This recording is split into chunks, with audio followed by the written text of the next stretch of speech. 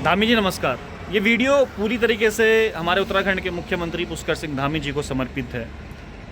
ये वीडियो मैं आज इसलिए बना रहा हूँ क्योंकि माननीय पुष्कर सिंह धामी जी, आपकी खनन नीति के कारण, आपके खनन प्रेम के कारण कुछ गांव आज बर्बादी के कगार पर खड़े हैं। उनमें से जहाँ पर अभी मैं वीडियो बना रहा हूँ, ये मेरा गाँव है हरिद्वार ग्रामीण के अंदर। उनमें से ये गाँव भी आपकी खनन प्रेम के कारण बर्बादी की स्थिति पर खड़ा है। ये बात मैं इसलिए कह रहा हूँ क्योंकि ये जो गांव है तकरीबन हरिद्वार ग्रामीण में गेंडी खाता 8-9 हज़ार आबादी इस गांव की है। और ये आप ये सड़क देख रहे होंगे, ये लाल ढांग रोड है जो आगे कोटद्वार भी ये जाती है, गेंडी खाता से बिल्कुल सटी हुई। उसके इस तरफ जो आप देख रहे होंगे ये पूरा वन विभाग का एरिया है, यानी कि इस तरफ पूरा राजाजी नेशनल पार्क और पूरा ये जंगल का एरिया है। और ये पूरा एक वैली, इसको आप बोलिएगा कि ये एक पर जो वैली है गांव की, और ये चारों तरफ जो है वो हरे भरे जंगलों से घिरा हुआ गांव है। और यहाँ पर शुद्ध ऑक्सीजन, शुद्ध वातावरण के लिए गांव जाना जाता था। मैं इसलिए बोल रहा हूँ क्योंकि आपने जो है कुछ खनन प्रेमियों को, जो आपकी तरह खनन प्रेमी हैं, उनको यहाँ पर जगह जगह पर गाँव की आबादी में इस लाल डांग रोड पर 6 से 7 स्टॉक यानी कि भंडारण यहाँ पर खुलवा दी। एक स्टॉक आप ये देखिएगा आबादी के बिल्कुल बीचों बीच आपको नज़र आ जाएगा। अब पता नहीं किस प्रकार से परमिशन यहाँ पर मिल जाती है। एक स्टॉक आप ये देखिएगा, 2 स्टॉक आपने देखने को मिल गए। उसके अलावा अगर आप इस लाल डांग रोड पर जाएंगे तो 6 से 7 स्टॉक है इस लाल डांग रोड पर।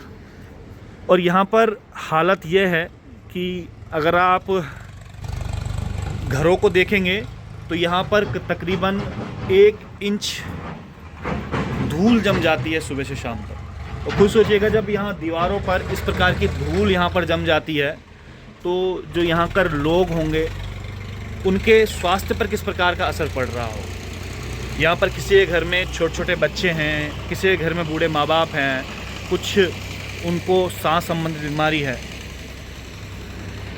तो ये आपकी गलत खनन नीतियों के कारण जो ये गांव हरा भरा खुशहाल गांव था, यहाँ पर शुद्ध ऑक्सीजन जहाँ पर कहा जाता है, अब यहाँ पर लोगों को सांस से संबंधित बीमारियाँ होने लगी।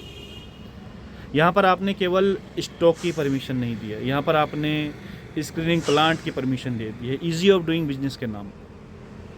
Easy of doing business Covid के नाम पर जो आपने इनको दोबारा से एनओसी प्रदान की है, जो वन आरक्षित भूमि में जिस प्रकार के ये स्क्रीनिंग प्लांट खुले हुए हैं, लेकिन उसके बावजूद भी यहाँ इनको लोगों को आपने खनन की खुली छूट और खुली लूट दे दी। और इनका कहना है कि हमारा सिस्टम ऊपर तक है। आज सवाल आपसे ये है कि ये जो बात कहते हैं 24 घंटे जो हम ये खनन कर रहे हैं, इनका सिस्टम ऊपर तक है, तो ये ऊपर तक क्या है? ऊपर तक मतलब क्या ये आप लोगों तक पैसे पहुँचा रहे हैं? ये कहाँ तक ये सिस्टम जुड़ा हुआ है? अब इस गाँव का क्या कसूर है कि आपकी पैसे तो आप लोग कमा रहे हैं? आप जो मर्जी करिए यार, आप पैसे कमाइए, आप चाहे दिल्ली भेजिए पैसे, चाहे अपने अधिकारियों को आप खिलाइए पैसे, चाहे आप उस पैसों का बंगला कोठी जो मर्जी करिए, लेकिन कम से कम इस गांव के लोगों के साथ, स्वास्थ्य के साथ खिलवाड़ तो मत कीजिए। कम से कम जो राइट टू इक्वलिटी जो हमारा लोकतंत्र हमें देता है, जो एक मानव अधिकार हमारा लोकतंत्र हमें देता है, वो तो इस गाँव के लोगों से मत छीनिएगा। और ऐसा मुझे लगता है कि पता नहीं कितने गांव होंगे पूरे उत्तराखंड में जिनसे आपने ये राइट टू इक्वलिटी, सांस लेने तक का अधिकार आपने छीन लिया, आपकी नीतियों ने छीन लिया। क्या ये जो स्टॉक, जो परमिशन आपने यहाँ पर दी हुई है, एक मेरे पीछे वो स्टॉक आप देखिएगा, वहाँ पर देखिएगा, जो इसके आसपास के लोग हैं, जो ये गाँव के लोग हैं, ये आपने सारे नियम, कायदे, कानून ताक पर रख के दिए।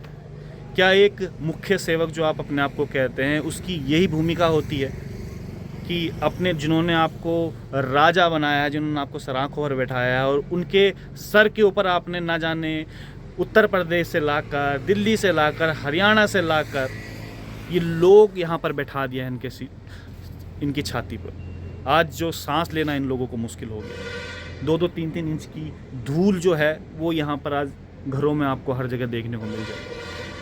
और जब वो सांस लेते होंगे, यहाँ पर लोग, ये मेरे पीछे आप सड़क देख रहे हैं, शाम के समय यहाँ पर लोग वॉक करने आते थे, वॉक करने इस पूरी सड़क पर जाते थे, क्योंकि यहाँ पर शुद्ध हवाएं उन्हें मिलती थी, उनको अच्छा लगता था। आज के समय में आप एक व्यक्ति नहीं दिखा सकते यहाँ पर जो यहाँ पर वॉक करने आता है, क्योंकि यहाँ पर लगातार जो है, माफ़ कीजिएगा फ़ोन आने के कारण जो है वीडियो हमारा आता रह गया था। तो मैं कह रहा था कि जो धामी जी की गलत नीतियों के कारण ये ध्वंस जो पूरे गांव को झेलना पड़ रहा है। आज जहाँ पर जो मैंने पीछे आपको सड़क दिखाई थी जहाँ पर लोग वॉकिंग के लिए जाते थे, आज जो तमाम खनन की गतिविधियाँ जो चल रही हैं वहाँ पर लगातार एक्सीडेंट जो होते रहते हैं, उनके कारण आज इस सड़क पर सांस लेना तो छोड़िएगा, चलना तक मुश्किल हो गया। और यहाँ पर केवल हालात यही नहीं है, यहाँ पर गांव के बीचों बीच भी सड़क से संबंधित जो गतिविधियाँ होने लगी। यहाँ पर खनन की सामग्री से लेकर ट्रैक्टर धड़ल्ले से दिन रात गांव के बीचों बीच तोड़ते। कल के दिन खुदा ना खास्ता कोई हादसा हो गया, कोई कैजुअलिटी हो जाती है, तो उसकी जिम्मेदारी किसकी होगी? क्या उसकी जिम्मेदारी धामी जी आप लेंगे? क्योंकि आपकी गलत खनन नीतियों के कारण जो हमारे सर पर ये बाहर से आए हुए लोग ये मूंग दल रहे हैं, जो कहावत कही जाती है, जो ये बाहर से आए हुए लोग आज यहाँ के राजा बने हुए हैं, जो यहाँ पर गुंडागिर्दी फैला रहे हैं, जो यहाँ पर गांव के लोगों को गांव वाले नहीं मानते हैं, क्योंकि उनके सर पर सत्ता का इस प्रकार से जुनून छाया हुआ है, या हनक उसको कह दें, जो केवल आपकी गलत खनन नीतियों के कारण। क्या आपका हाथ इन खनन माफियाओं के ऊपर है? क्या जो मैंने पहले भी बात बोली थी, राइट टू इक्वलिटी, सांस लेने का अधिकार तक आपने गांव के लोगों से छीना है? तो इसकी जवाबदेही किसकी होगी? आपके अधिकारियों को फ़ोन करो तो आपके अधिकारी फ़ोन नहीं उठाते हैं। फ़ोन उठाते हैं तो पुलिस के लोग कहते हैं कि भाई खनन विभाग ने इनको एनओसी दी हुई है। खनन विभाग कहता है कि राजस्व विभाग ने एनओसी दी हुई है। राजस्व विभाग कहता है कि किसी दूसरे विभाग ने इनको एनओसी दी हुई है। तो ये आखिर चल क्या रहा है? एक दिन में आप कई एनओसी बांट देते हो कि इस प्रकार से सत्ता चलती है क्या ये बिल्कुल हिटलर शाही इस उत्तराखंड में हुई है? कि बिल्कुल कोई नियम, कायदे, कानून, लोकतंत्र के अंदर जो हमारे संविधान हमें आर्टिकल की जो छूट देता है, जो हमें हमारा हक देता है, मानवाधिकार देता है, तो क्या उत्तराखंड में वो मानवाधिकार सब छीन चुका है? ये बात मैं इसलिए कह रहा हूँ क्योंकि हमारे गांव के लोग बहुत भोले लोग हैं। ये सीधे साधे लोग हैं, इन्हें नहीं पता है कि खनन क्या होता है, इन्हें नहीं पता कि किस प्रकार से खनन संबंधित कार्य होता है। सीधे साधे लोग हैं, और आज इन सीधे साधे लोगों का जिस प्रकार से आप लोग ये फ़ायदा उठा रहे हैं, सत्ता के दलाल जो आपने ये छोड़े हुए हैं, और जो आज आपकी सरकार में मज़े कर रहे हैं गांव वालों के सीने पर बैठकर, जो इस प्रकार की अवैध गतिविधियां कर रहे हैं।